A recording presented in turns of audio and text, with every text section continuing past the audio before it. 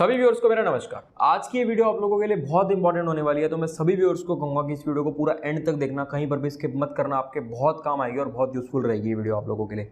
आज की इस वीडियो में मैं आप लोगों से पोस्ट प्रेफरेंस से रिलेटेड बात करूंगा। आप लोगों के जितने भी डाउट्स आते हैं मेरे पास, जितने भी कमेंट्स आते हैं, जितने भी मैसेज आते हैं, उन सबको मैंने ध्यान में रखते हुए इस वीडियो को बनाया और मैंने कोशिश करी है कि सब लोगों के डाउट्स क्लियर हो जाएं, जो कॉमन डाउट्स हैं और जितने भी डाउट्स हैं सारे क्लियर हो जाएं, कि आपको कोई भी दिक्कत ना आए। जब आप लोग अपना एसएससी सीजीएल का जो पोस्ट प्रेफरेंस फॉर्म फिल करोगे, आपको फिल करते हुए बहुत हेल्प हो, आपको सब पता हो कि अगर आपकी क्या प्रेफरेंस होनी चाहिए, आपकी क्या प्रायोरिटी होनी चाहिए। तो जितने भी लोगों के कॉमन डाउट्स होते हैं, जैसे कि होम पोस्टिंग के लिए कौन सी पोस्ट ठीक है, मोस्ट पावरफुल कौन सी पोस्ट है, दिल्ली में पोस्टिंग के लिए कौन सी ठीक है, यूपीएससी की तैयारी करनी है तो कौन सी पोस्ट ठीक है, गर्ल्स के लिए कौन सी पोस्ट अच्छी है, तो इस टाइप के जितने भी डाउट्स हैं मैंने कोशिश करी है कि हर डाउट को मैं कवर करूं और हर टॉपिक पर मैं बात करूं, हर चीज के बारे में बात करेंगे कि किस चीज के लिए कौन सी पोस्ट बेटर है, कौन सी पोस्ट बेस्ट है, और उसके साथ साथ मैं एक्सप्लेनेशन भी दूंगा, रीजंस भी दूंगा कि इन पोस्ट को मैंने क्यों चूज किया इसके लिए। तो आई होप कि आप वीडियो को पूरा एंड तक देखोगे, आपके बहुत काम आएगी वीडियो को कहीं पर भी स्किप मत करना। देखो, जितने भी लोग एसएससी सीजीएल की डीवी तक पहुंचते हैं, अपना पोस्ट प्रेफरेंस फिल करते हैं, तो उन सबका मुझे पता है कि उन लोगों ने कितनी मेहनत करी होती है,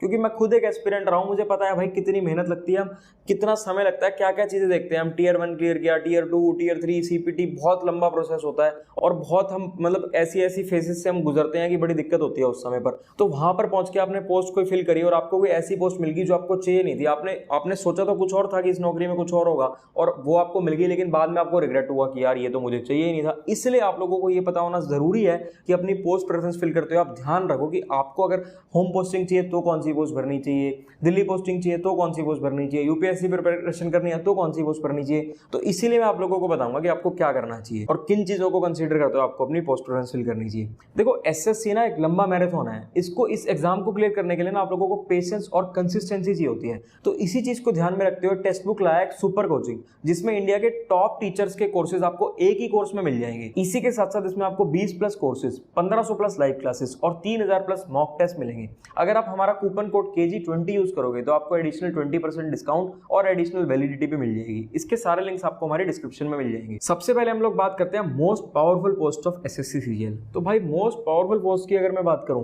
तो मेरे हिसाब से जो सबसे पावरफुल पोस्ट है एसएससी सीजीएल की, वो है सीबीआई सब इंस्पेक्टर। सीबीआई, देखो सीबीआई नाम ही आप लोगों ने तो सुना ही होगा यार, सुन के ही लगता है कि हाँ भाई सीबीआई यार मतलब दम है। तो भाई ये तो आप लोग खुद ही समझो कि सीबीआई है ही सबसे पावरफुल। सीबीआई के बाद अगर और जो पावरफुल डिपार्टमेंट्स हैं मैं उनकी बात करूं जो मेरे हिसाब से मुझे पावरफुल लगते हैं, वैसे तो हर डिपार्टमेंट अपने आप में पावरफुल है, लेकिन इनमें से अगर बेस्ट की बात करूं तो देखो, ईडी हो गया, एनफोर्समेंट डायरेक्टरेट, एनआईए हो गया, PO preventive officer, examiner, income tax inspector, GST inspector, ये सब वो डिपार्टमेंट्स हैं जो मुझे ऐसे लगते हैं कि ये पावरफुल डिपार्टमेंट्स हैं और नाम सुन के लगता है कि हाँ पावरफुल होंगे। लेकिन सीबीआई तो देखो सीबीआई है, सीबीआई तो मतलब मेरे हिसाब से मोस्ट पावरफुल है। तो जिन लोगों को पावर चाहिए ना कि भाई मेरे को तो बस पावर ही चाहिए, तो उन लोगों को मैं कहूंगा कि आप लोग सीबीआई को अपना एम रखो और सीबीआई में ही जाने की कोशिश करो। अब मोस्ट पावरफुल डिपार्टमेंट के बाद नेक्स्ट अगर हम बात करते हैं तो हम बात करेंगे होम पोस्टिंग के लिए कौन से डिपार्टमेंट्स ठीक है, यानी होम पोस्टिंग के लिए कौन सी नौकरियां सही हैं, आपको अपने घर के आसपास पोस्टिंग मिल सकती है। तो देखो भाई, स्टार्टिंग में तो ये सब चीजें बहुत अच्छी लगती हैं कि हाँ भाई पावर चाहिए, ये चाहिए, वो चाहिए, लेकिन अल्टीमेटली ना कुछ समय के बाद सुकून चाहिए होता है इंसान को, पीस चाहिए होता है, मतलब एक स्टेबिलिटी चाहिए होती है। उसके लिए होम पोस्टिंग बहुत जरूरी है। जहां आपकी फैमिली रहती है, जहां आपका घर है, उसके आसपास अगर आपकी नौकरी होगी, आपकी पोस्टिंग होगी, तो भाई नौकरी करने का मजा ही अलग है। तो होम पोस्टिंग के लिए अगर मैं बेस्ट पोस्ट की बात करूंगी, आपको होम पोस्टिंग की और आपके लिए सबसे बढ़िया जॉब कौन सी है, तो वो मेरे हिसाब से जीएसटी इंस्पेक्टर। यही रीजन था कि मैंने अपनी जो मेरी फर्स्ट प्रेफरेंस थी वो मैंने जीएसटी इंस्पेक्टर रखी थी। जो सेकंड प्रेफरेंस मैंने अपनी पोस्ट प्रेफरेंस फॉर्म में फिल करी थी वो सीबीआई फिल करी थी, क्योंकि मेन मुझे सबसे पहला ये था कि होम पोस्टिंग, सेकंड ये था कि अगर होम पोस्टिंग नहीं मिलती तो भाई फिर तो सीबीआई ही चाहिए। तो मैं आप लोगों को ये कहूंगा कि अगर होम पोस्टिंग चाहिए तो जीएसटी बेस्ट है।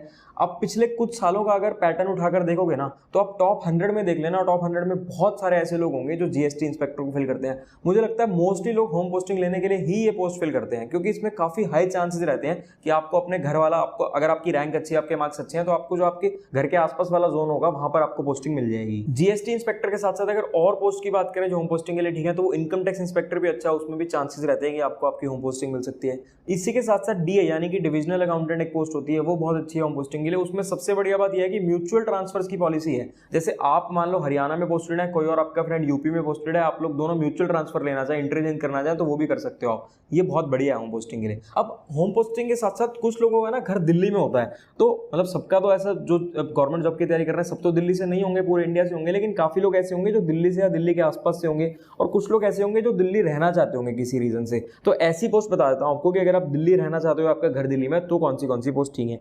जीएसटी और इनकम टैक्स और डीए तो है ही हैं जो मैंने आपको बता दी। अब इसके साथ साथ सीएसएस यानी कि जो भी मिनिस्ट्रीज की जितनी भी मंत्रालय की नौकरियां हैं वो सब आपको मोस्टली जितनी भी वैकेंसीज मिलेंगी आपको दिल्ली में ही मिलेंगी।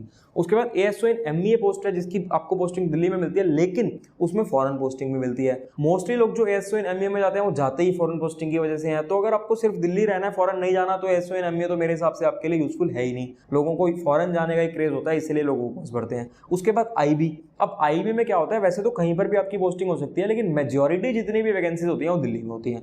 उसके बाद सीवीसी यानी सेंट्रल विजिलेंस कमीशन और कैट, इनकी भी जो पोस्टिंग्स होती हैं मोस्टली आपको दिल्ली में ही मिलेंगी। उसके बाद अगर आप लोगों का स्कोर थोड़ा सा कम है तो आप टीए भी भर सकते हो, जैसे टीए इन सीबीडीटी या टीए इन सीबीआईसी। ये भी, इसमें भी अगर आपका स्कोर कम है तो दिल्ली में पोस्टिंग आपको चाहिए तो आप लोग भर सकते हो। मैं खुद कुछ ऐसे लोगों को भी जानता हूं जो लोग ना, जिनका स्कोर ऐसा होता है उनको इंस्पेक्टर की पोस्ट तो मिल रही होती है, लेकिन वो दूसरे जोन में जैसे साउथ साइड मिल रही होती है या कहीं और मिल रही होती है, तो वो उस पोस्ट को छोड़कर टीए की पोस्ट भर देते हैं, क्योंकि उनको होम टाउन चाहिए, उनका घर दिल्ली के आसपास है, उनको दिल्ली जोन चाहिए, दिल्ली के आसपास पोस्टिंग चाहिए, तो वो लोग इंस्पेक्टर की पोस्ट छोड़कर टीए की पोस्ट भर देते हैं। अब अगर आप लोगों का घर कोस्टल एरियाज में है, यानी कि मुंबई, चेन्नई, कोलकाता, इस टाइप के किसी भी कोस्टल एरिया में है, तो आप लोगों के लिए होम पोस्टिंग के लिए पीओ और एग्जामिनर, ये दो पोस्ट बहुत बढ़िया है, बहुत जबरदस्त है दोनों नौकरियां। तो मैं सजेस्ट करूंगा कि जिन लोगों का घर चेन्नई, मुंबई, कोलकाता, इस टाइप के किसी भी कोस्टल एरिया में है, वो लोग पीओ और एग्जामिनर को भर सकते हैं, क्योंकि एक तो उनको वो होम पोस्टिंग मिलेगी और इसी के साथ साथ पीओ और एग्जामिनर बहुत ही पावरफुल और बहुत ही अच्छी नौकरियां हैं, बहुत बढ़िया जॉब प्रोफाइल है।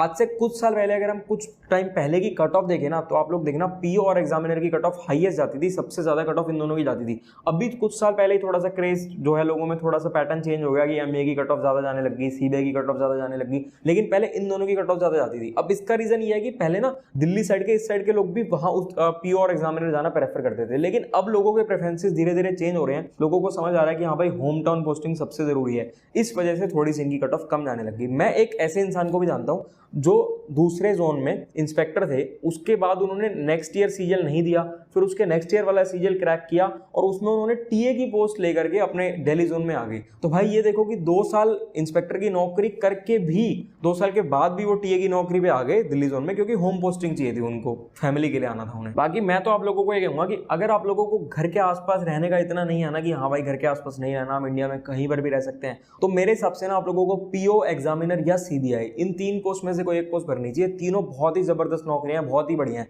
और एग्जामिनर में तो बहुत अच्छे प्रमोशंस हैं। अगर आप प्रमोशंस देखेंगे ना, तो इन सारी नौकरियों में मेरे हिसाब से एग्जामिनर एक ऐसी पोस्ट है जिसमें प्रमोशंस काफी अच्छे हैं, काफी फास्ट हैं। तो अगर घर के आसपास रहने का क्रेज नहीं है, मतलब ये नहीं है कि घर के आसपास रहना है, कहीं भी रह सकते हो, तो पीओ, एग्जामिनर और सीबीआई, तीनों नौकरियां बहुत ही जबरदस्त, बहुत ही बढ़िया नौकरी है।